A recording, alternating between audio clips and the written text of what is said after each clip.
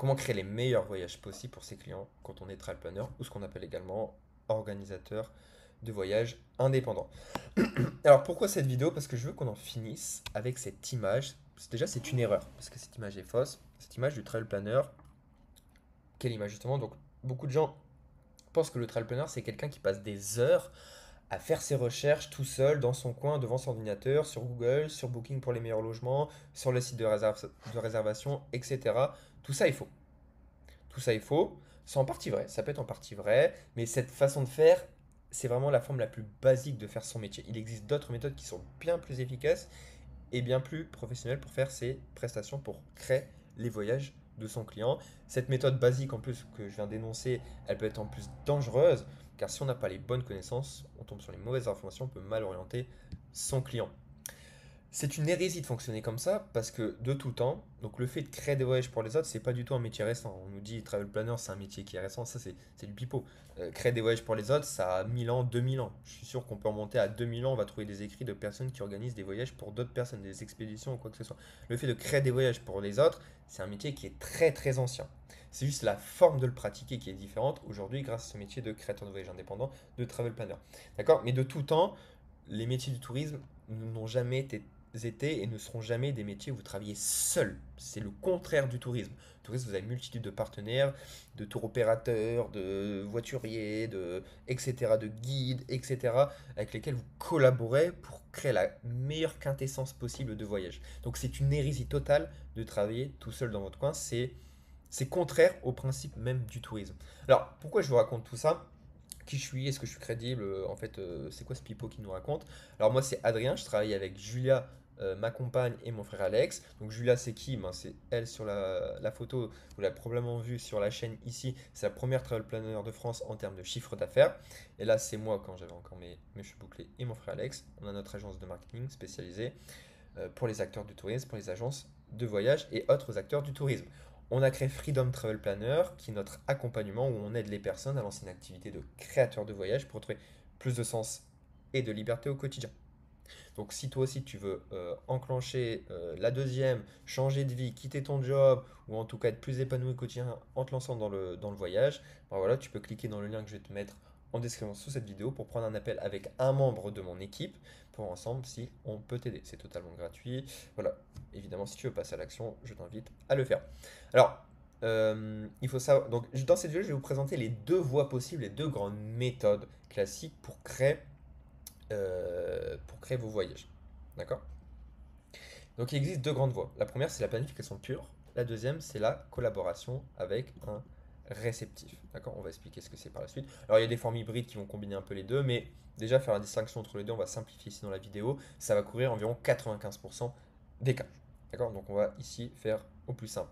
Alors pourquoi on se pose cette question de trouver le meilleur moyen? Bah, en fait, c'est par... Déjà, qu'est-ce qu'on fait en tant que travelpreneur? C'est quoi votre job?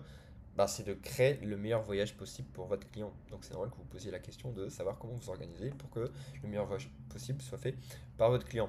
Alors, petit rappel important, en tant que créateur de voyage indépendant, vous ne vendez pas directement le voyage, mais vous orchestrez l'expérience de voyage. D'accord? Donc il y a une différence légale qui a déjà été expliquée à de nombreuses reprises sur la chaîne ou d'autres vidéos. Donc je ne reviendrai pas ici dans cette vidéo. Je vous invite à consulter d'autres vidéos qui sont présentes sur la chaîne, les différences entre créateur de voyage versus agence de voyage, ou je crois qu'elle est nommée Travel Planner versus agence de voyage. D'accord? Donc c'est un point qui est important quand même parce que ça va expliquer plusieurs manières de fonctionner, notre manière de fonctionner par la suite. D'accord? Donc la première façon, c'est la planification pure. Donc c'est la forme la plus basique de travailler du Travel Planner. Vous allez faire vos recherches, du logement, selon les demandes du client, des transports, du billet d'avion, etc. Vous allez repérer tout ça et vous allez envoyer les liens de réservation à vos clients une fois qu'il aura finalisé le projet de voyage. Et le client va réserver par lui-même.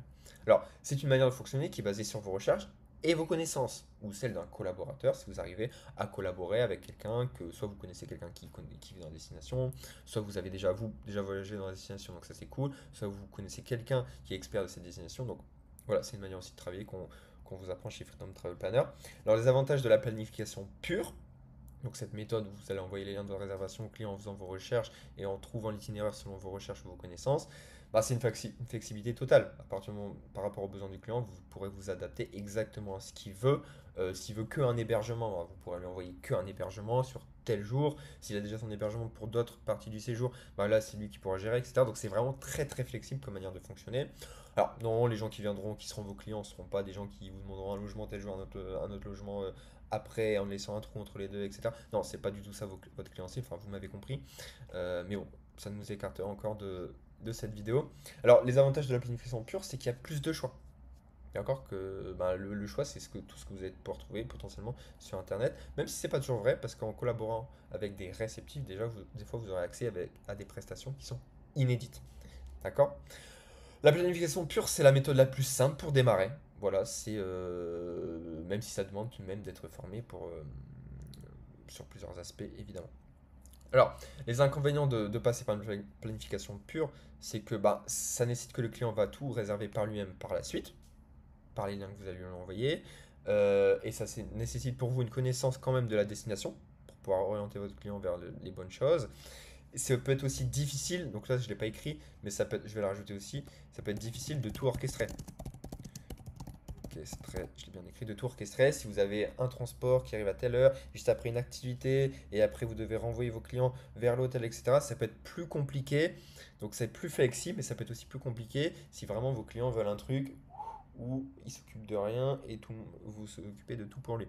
Donc là, dans la planification pure, vous êtes vite limité pour cet aspect de clientèle. Voilà, donc nécessite des connaissances, donc le risque, ben, c'est les risques d'erreur tout simplement si vous orientez mal votre voyageur. Donc c'est une façon qui fonctionne bien, mais qui n'est pas optimale. Alors, voilà, on s'en fout ça. Donc facturation, quand vous faites dans le cadre d'une planification pure, ben, vous facturez directement cette planification au client en direct. D'accord? 500, 600, 700, 800 euros, 1000, ça dépend après du budget total de votre voyage. Ça, on vous apprend à tarifer vos prestations dans l'accompagnement. Alors, exemple d'une planification pure, par exemple, profil du client, Blandine et Olivier, projet pour 6 personnes en tout, budget total de, donc je lui ai proposé un voyage, donc c'est un vrai cas client, budget de 12 145 au total, donc le budget total du voyage, hein, pas le budget du client, mais le budget vraiment, elle a fait le calcul du voyage, ce qui est proposé au client de, voilà, je te propose ce voyage à 12 145 euros. Pour la l'île de la Réunion, pourquoi elle a choisi une planification pure ici? Parce que l'île de la Réunion, c'est quelque chose qui s'y prête bien, parce que ça se fait un peu en autotour. Donc par exemple, l'autotour, ça va bien fonctionner avec la planification, avec la flexibilité d'une planification pure. Et aussi parce que Julia connaît extrêmement bien l'île de la Réunion, parce qu'elle y habitait. On y habitait pendant 7 mois. Donc par exemple, pour ce cas ici, Julia facturait directement au client 1200 euros de planification. Donc c'est ce que Julia a gagné dans sa poche, d'accord? C'est pas Des fois, il y en a qui font la confusion entre votre prestation et le budget du voyage. Non, le budget du voyage, il est de 12 145 et Julia a facturé pour ce service 1200 euros au client. Alors ça, c'est la première manière de travailler qui peut bien fonctionner dans beaucoup de cas. Dans beaucoup de cas. La deuxième manière, c'est la collaboration avec un réceptif. D'accord? Alors là, vous n'allez pas juste vous reposer sur vos recherches ou sur vos connaissances, vous allez collaborer avec un expert local qu'on appelle un réceptif. Alors, on va définir un peu de réceptif. Réceptif, c'est quoi? À 99% du cas, ce qu'on va appeler réceptif, c'est une agence de voyage locale sur place. D'accord? C'est comme ça que travaille par exemple Evaneos. Quand vous faites une demande chez Evaneos, Evaneos vous met en lien avec une équipe sur place. C'est pas Evaneos directement qui traite votre demande. Avas Voyage, quand vous achetez un voyage pour l'Indonésie chez Avas Voyage, en fait le voyage derrière a été organisé par un local sur place et vous êtes pris en charge sur place par cette agence de voyage. D'accord? C'est pas directement les agents de voyage d'Avas qui ont créé le voyage. D'accord? Bref, en fait, c'est comme ça qu'a toujours fonctionné le tourisme et c'est comme ça qu'il va continuer à fonctionner pour très longtemps. Le fait de collaborer avec des équipes sur place dans vos destinations. D'accord? Alors, les avantages, ben, en fait, vous les imaginez pas encore, mais ils sont énormes. Déjà, bah, ça facilite tout. Comme vous avez une entité qui va s'occuper des transports, des excursions, des tours guidés, des expériences, etc., tout va être bien huilé naturellement. Donc voilà, donc ça c'est le premier avantage. Le deuxième avantage, c'est que ça va vous permettre de vendre des destinations que vous ne connaissez pas ou que vous connaissez peu. D'accord? Donc ça va vous permettre d'étendre votre service et de le professionnaliser aussi avec un niveau de prestation qui est vraiment ouf, qui est vraiment cool. Ça vous donne accès à des expériences qui sont locales, pointues, d'éviter de tomber dans les pièges. D'accord? De proposer vraiment des expériences uniques à vos clients. Donc de manière globale, ça réduit les risques aussi. Donc sur certaines destinations, le fait de collaborer avec une équipe sur place, c'est quasiment indispensable.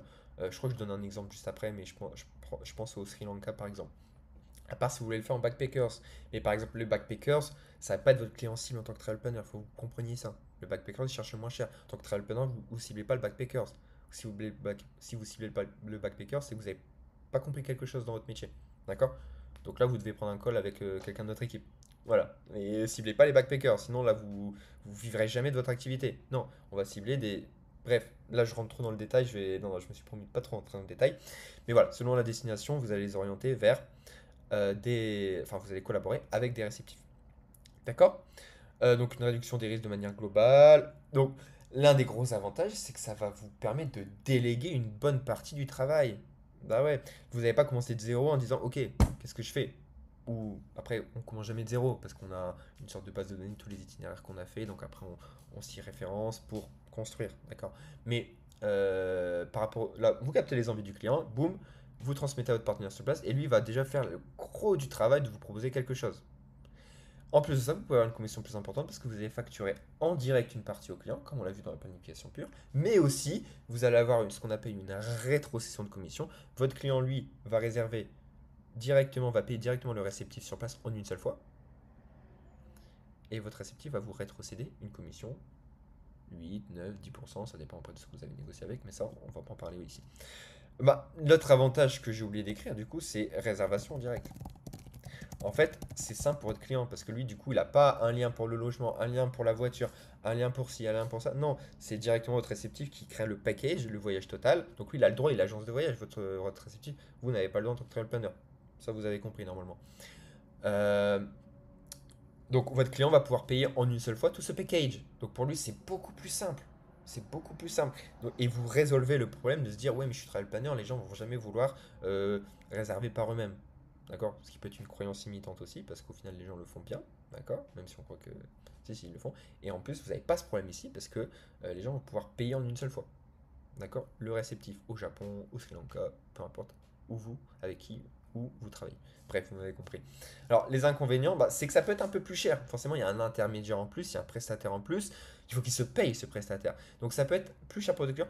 Mais en fait, il faut un peu nuancer ça, parce que ce n'est pas forcément le cas. Parce que ces réceptifs-là, ces agences locales, ont accès à des tarifs avantageux. Des tarifs, ce qu'on appelle des tarifs B2B, des tarifs professionnels, professionnels du monde du voyage. Donc en fait, même en faisant les calculs, c'est pas forcément le cas. D'accord? Bah, l'inconvénient deuxième, c'est que ça vous demande de connaître quelqu'un sur place, d'avoir un réseau de personnes de confiance. D'accord? Et attention, c'est pas magique pour autant, même si ce partenaire va faire le gros du travail en vous proposant déjà le voyage, etc., votre cœur de métier disparaît pas pour autant. D'accord? Vous devez toujours challenger ce qui est proposé, rajouter des choses, abaisser des choses, négocier des choses. D'accord? Vous êtes au cœur de votre métier quand même. D'accord? Vous êtes au cœur du métier. Et justement, dans l'accompagnement Freedom Travel, bah, nous, Julia, elle travaille déjà avec plus de 100 partenaires dans le monde entier. Donc, c'est déjà une manière de travailler qu'elle utilise depuis ses débuts, d'accord, de collaborer avec un réceptif. Nous, c'est une des manières qu'on vous apprend. On vous apprend aussi la planification, pure évidente, parce qu'elle est aussi utile. Mais on vous apprend aussi cette manière de travailler avec des réceptifs. On vous donne ce réseau de 100 partenaires dans le monde entier, des gens avec qui on travaille, des gens qui travaillent aussi avec Evaneos, des grosses structures avec des Havas Voyage, donc des professionnels de confiance, avec qui on a déjà voyagé, avec qui on a déjà fait des voyages pour nos clients, avec qui on a déjà des contrats négociés, etc. etc. Le travail il est mâché, vous n'avez rien à faire quand vous rejoignez Freedom Travel Planner. Voilà, donc ça c'est pas mal. Souvent quand je le présente, les gens sont grave contents. Alors, exemple d'une collaboration avec un réceptif. Donc c'était Natalia et sa famille, budget 7174 euros. Alors j'ai la proposition de voyage, ouais, j'ai pas envie de. Parce qu'il y a les coordonnées du client dans le PDF. Donc ouais, j'ai pas envie de le diffuser sur YouTube, donc je vais pas le partager ici. Mais ouais, j'aurais bien aimé vous le montrer. Bon, c'est pas grave, j'aurais dû me préparer avant. Donc Natalia et sa famille pour un voyage en Laponie, 7174 euros. Collaboration, donc Julia a fait le choix de collaborer avec un récepteur sur place. Parce que bah, ça lui mâche énormément le travail, ça simplifie beaucoup parce que la Laponie, il faut pouvoir partir du lieu d'habitation vers les excursions, etc. Donc des fois ça peut être compliqué. Julia connaît pas la Laponie, elle y est jamais allée. Ça l'empêche pas de vendre énormément de voyages en Laponie. D'accord? Elle a jamais mis les pieds en Laponie. D'accord? Ça, c'est un des derniers gros avantages quand vous passez par des réceptifs sur place, c'est qu'en fait, ils vont aussi vous former à leur destinée. Vous allez échanger avec eux et des fois, bah, quand ils vont voir que vous êtes sérieux, évidemment, quand vous venez de notre accompagnement, ils voient directement que vous êtes sérieux. De toute façon, ils connaissent déjà Julia, donc par l'intermédiaire, tout est mâché. Ils vont vous prendre une heure et demie en visio, même 2 heures s'il faut. et vous former sur la destination. Donc vous allez apprendre des trucs que sur Google vous apprendrez pas. Des tips, des secrets, des trucs. Ouais, ça. Parce que Google, ça vous donne beaucoup de bonnes infos, mais beaucoup de mauvaises infos. D'accord? J'ai des milliers d'exemples. D'accord? Là, je ne vais pas rentrer dans le détail, c'est pas le but de la vidéo. Mais ils vont vous former aussi à tous les secrets. Et derrière, enfin, vous serez hyper formé, quoi. Vous serez limite plus formé qu'une personne qui serait allée en total tourist backpackers et qui navigue au bonheur la chance, tu vois. Voilà. Alors, bref, donc ça c'est un avantage aussi en plus que j'ai pas écrit. Je vais le rajouter ici pour que vous l'ayez. Se faire en direct pour le client. Client se faire former par ses prestataires. Ça arrive tout le temps. Julia, elle l'a fait pour l'Égypte, elle l'a fait pour la Laponie, elle l'a fait pour la Tanzanie, elle l'a fait pour la Namibie, plein de pays. D'accord? Bali. Donc à chaque fois que vous commencez à travailler avec quelqu'un, bah, lui, il a tout intérêt à ce que vous sachiez de quoi vous parliez à votre client, donc il va prendre le temps de vous former, etc. Donc ça, c'est vraiment une valeur de fou. D'accord? Je sais pas si vous en avez conscience, mais c'est vraiment incroyable. Bref, donc ici, pour ce voyage-là, Julia a facturé 600 euros en direct, plus. Donc ça, c'est ici, le budget là, c'est hors les 600 euros, donc sans compter les 600 euros. Et Julia a reçu 10% par son réceptif sur place, donc elle a reçu environ 700 euros, donc ça fait 600 plus 700, ça fait en tout 1600, 1300 euros. 1300. D'accord. Je vous donne un exemple de grandeur de ce que vous pouvez gagner avec ce type de prestation. Alors, comment choisir l'un ou l'autre? La question me dit, ouais, mais tu me dis il y a ça, tu me dis ça c'est plus professionnel, mais tu me dis que ça c'est quand même valable. Ok Adrien, qu'est-ce que je dois faire? Alors déjà, la première chose à faire c'est de te faire accompagner par nous et on t'aiguille à chaque fois. Au début, quand tu sais pas encore, et pareil par la suite, tu es autonome, tu sais le faire toi-même. D'accord? Alors, comment choisir entre l'un ou l'autre? En fait, ça dépend du projet de votre client. Il n'y a pas de réponse simple ici. Ça dépend de... Et donc voilà, ça dépend des informations que vous allez récolter lors du premier rendez-vous, ce qu'on appelle le fameux R1. C'est le premier rendez-vous que vous faites à votre client. Donc c'est un exercice important auquel on vous forme chez Freedom Entrepreneur, dans lequel vous devez exceller. C'est vraiment ça qui va conditionner tout le reste de votre relation avec votre client potentiel, parce que pour l'instant c'est peut-être pas encore un client au début de la relation, jusqu'à la vente, d'accord, jusqu'à ce qu'il devienne un client. D'ailleurs, on a fait une super vidéo à ce sujet où je commente un vrai R1, une vraie vidéo de Julia qui est en échange avec une vraie cliente. D'accord? Donc voilà, c'est du vrai contenu qu'on vous donne, du contenu de valeur sur un projet de voyage à l'île Maurice de budget total 6500 euros pour deux personnes. D'accord? C'est un beau voyage pour deux personnes. Et là, moi, je commente en direct ce que dit Julia, pourquoi elle le dit. Donc, une vidéo très technique. Donc voilà, c'est pour les gens qui veulent aller plus loin. Je vous ai mis le lien ici. Voilà, je vous ai mis le lien ici, donc vous pourrez cliquer directement ici pour accéder à la vidéo. D'ailleurs, ouais, je ne l'ai pas dit, mais tout ce document-là, je vais mettre un lien directement en description vers ce document-là. Donc vous pourrez le copier chez vous, l'obtenir chez vous. D'accord? Vous pourrez faire une copie. Ok. Donc ça dépend de toutes les informations que vous allez récolter dans le R1, donc ben, des expériences qui sont recherchées par votre client, du niveau de service qu'il veut, est-ce qu'il veut beaucoup de liberté, ou il veut vraiment que tout soit pris en charge, il veut louer une voiture, ou il veut un chauffeur privé, ce genre de choses qui peuvent vous orienter, mais selon les destinations, donc après c'est pas forcément simple non plus, ça dépend des destinations. Pour ça, il faut connaître vos partenaires, on vous forme à ça, etc. Donc là, il n'y a pas vraiment de réponse packagée qui simple, c'est ça dans ce cas-là, c'est ça dans ce cas-là. On pourrait, mais ce serait vraiment long. Ça dépend de ce que va vous dire votre client. Et des fois, attention, les deux sont valables. Des fois, pour un même projet, vous pouvez faire les deux. D'accord? Donc à vous de choisir le plus simple. Ça dépend de comment vous travaillez avec votre prestataire, votre partenaire. D'accord? Après, il y a des destinations aussi où on le fait tout le temps. D'accord? Par exemple, le Sri Lanka. De toute façon, les gens qui partent en pure planification Sri Lanka, je prends l'exemple du Sri Lanka parce que c'est une destination que je la vends beaucoup, ben c'est les backpackers. D'accord? Et les backpackers, ils vont pas payer un service de travel planner. Ou si c'est pour qu'ils vous payent 100 ou 200 euros, ça sert à rien. Là, vous respectez pas. D'accord? Donc, c'est pas notre client cible. Il sait très bien d'être backpackers. Moi-même, j'ai fait la Malaisie et le Vietnam en tant que backpackers. De toute façon, c'est pas du tout une critique. Mais c'est pas. Mais je l'ai fait en backpackers, donc je l'ai fait de manière autonome. Je n'ai pas appelé un professionnel pour qu'il m'organise un voyage. Ça n'a pas de sens si je cherche le moins cher. D'accord? Donc les gens, s'ils font appel à des gens, bah, ils seront prêts à mettre plus d'argent pour leur voyage et d'avoir les gains de sécurité, d'expérience, de planification, etc. Faut être logique au bout d'un moment. Voilà. Donc voilà. Alors en conclusion, En conclusion, je suis content de vous avoir présenté cette autre manière de travailler avec un réceptif qui est assez méconnu. D'accord, parmi les trail planners. Nous, quand on l'a fait la première fois, c'est vrai que c'était un peu une expérience. C'était il y a plus de 2 ans quand Julia s'est lancée. C'était un peu une expérience et en fait, on travaille quasiment que comme ça aujourd'hui. D'accord? Ça a d'autres avantages aussi, hein, mais j'ai vraiment voulu simplifier la vidéo, donc j'ai pas tout abordé. Bon, en conclusion, voilà, il n'y a pas forcément de méthode qui est meilleure l'une que l'autre, hein, tout dépend de la destination, des attentes de votre client et de votre niveau d'expertise sur la destination. D'accord? Si vous connaissez vraiment pas du tout la destinée, je vous conseille quand même plutôt de passer par un réceptif, de collaborer avec un réceptif. D'accord? Euh, à pas noter quand même les gros avantages de passer par un réceptif, c'est que ça vous déleste une grosse partie du travail. Au début, vous avez peu de clients, vous dites oui, je vais tout faire moi-même, etc. Mais quand vous commencerez à avoir énormément de clients, comme c'est le cas pour Julia, avoir de moins en moins de temps pour gérer vos clients, d'accord, et tout en voulant toujours apporter évidemment à toute satisfaction 5 étoiles, bah là c'est très bien de pouvoir collaborer avec un réceptif sur place pour proposer des expériences de ouf à vos clients. Voilà, et de vous délester beaucoup de temps. Donc ça va vous permettre de gagner du temps, de gérer plus de dossiers, donc de gagner plus de chiffre d'affaires. Donc un peu plus technique, mais c'est une manière de scaler votre business. Ok, bon ça, on abordera ça dans une autre vidéo.